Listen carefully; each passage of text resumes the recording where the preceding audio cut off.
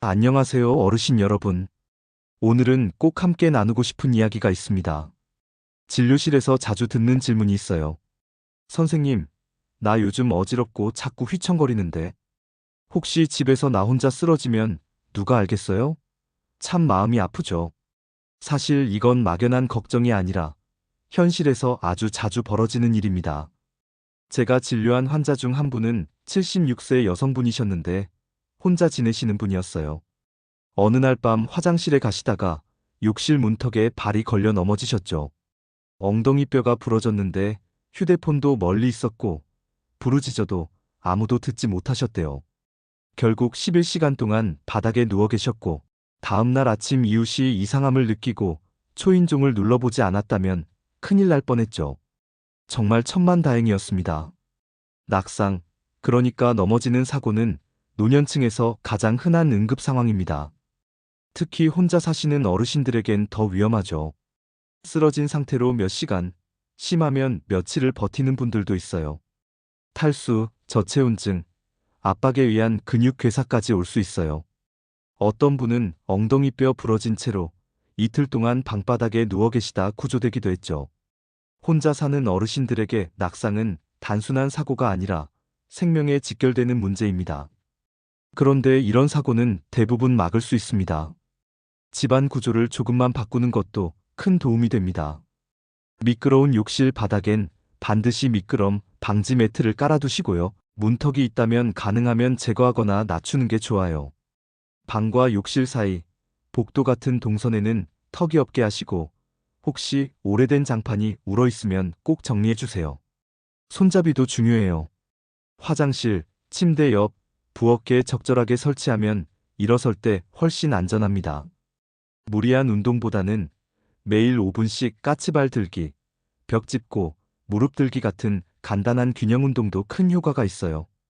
또 우리가 드시는 약 중엔 어지럼증을 유발하는 게 많거든요. 혈압약, 이뇨제, 당뇨약이 특히 그래요. 그러니 최소 6개월에 한 번씩은 복용 중인 약을 담당 의사에게 점검받으세요. 시력도 중요해요.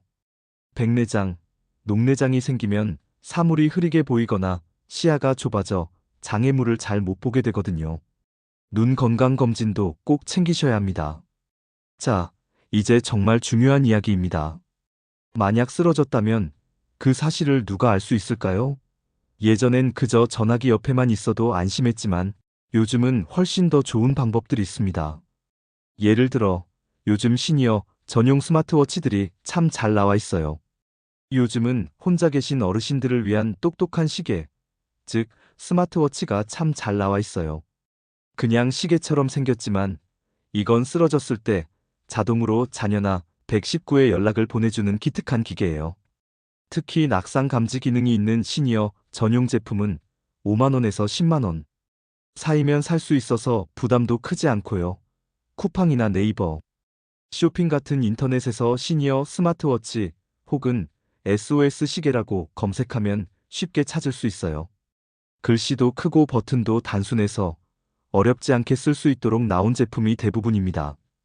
사용 방법도 간단해서 옆에 있는 버튼을 3초 이상 꾹 누르면 미리 등록해둔 자녀나 보호자에게 전화나 문자가 바로 가고 일부 제품은 넘어짐을 감지하면 자동으로 연락이 가기도 해요.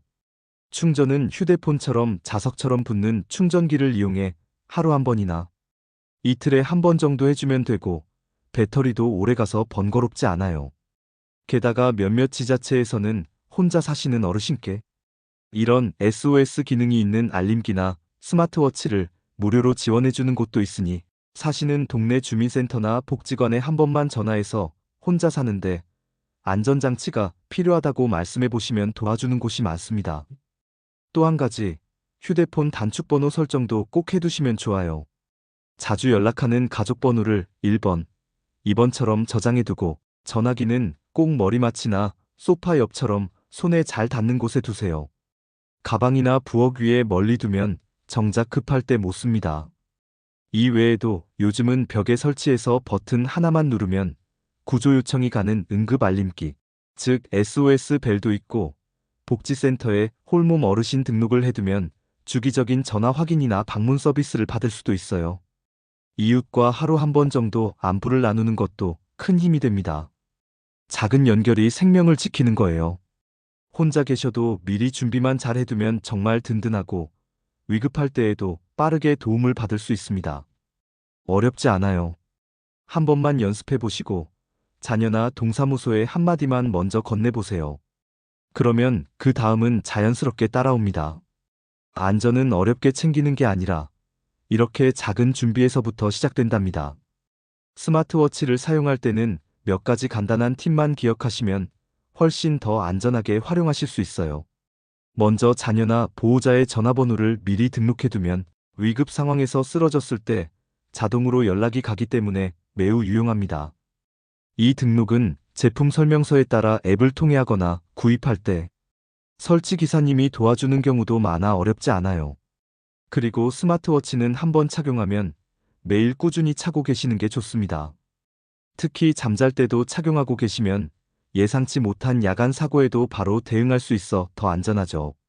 마지막으로 평소에 한두 번만 SOS 버튼을 눌러보며 자녀에게 연락이 잘 가는지 연습해 보시면 실제 상황에서도 당황하지 않고 안심할 수 있습니다. 어렵지 않게 차근차근 준비해두면 든든한 안전장치가 되어줄 거예요. 요즘은 혼자 조용히 지내는 걸 편하다고 여기시는 분도 많지만 최소한 이웃 한 분 정도와는 인사 정도는 나누는 사이가 되면 좋아요. 불이 밤새 꺼져 있으면 아침에 한번 문을 두드려 주세요. 같은 간단한 약속만 해도 생명을 지키는 연결이 될 수 있습니다. 실제로 어떤 동네는 어르신 댁에 센서 조명을 설치해서 하루 동안 움직임이 없으면 알림이 가는 시스템을 운영하기도 해요. 마지막으로 꼭 추천드리고 싶은 게 복지센터 등록입니다. 지역 복지센터에 혼자 살고 있다는 사실을 알려두면 주기적인 전화 확인이나 방문 서비스를 받을 수 있어요. 어떤 곳은 AI 스피커를 제공해주기도 해서 아침 인사, 오늘 컨디션은 어때요? 하는 자동 질문에 어르신이 대답하면 이를 통해 상태를 체크하는 시스템도 있답니다. 이 모든 건 복잡하거나 어려운 게 아닙니다. 단 한 번만 용기 내서 신청하거나 말씀하시면 거의 다 지원받을 수 있는 것들이에요. 중요한 건 우리가 미리 준비하고 연결을 만들어 두는 거예요. 혼자 사는 게 위험한 게 아니라 혼자 있으면서 준비되지 않은 것이 위험한 것이죠. 내가 집에서 쓰러지면 누가 할까? 라는 이 무거운 질문이 그래도 난 준비돼 있어. 누군가는 알게 될 거야. 라는 마음으로 바뀌기를 바랍니다. 오늘 이야기 들으시면서 아, 나도 집부터 점검해봐야겠다. 자식한테 한번 말해봐야겠다 싶으셨다면 그게 바로 건강한 변화의 시작입니다. 이 영상이 도움이 되셨다면 좋아요와 구독 버튼 눌러주시고요. 나는 이런 준비를 해뒀어요. 같은 경험담을 댓글로 나눠주시면 정말 큰 도움이 됩니다.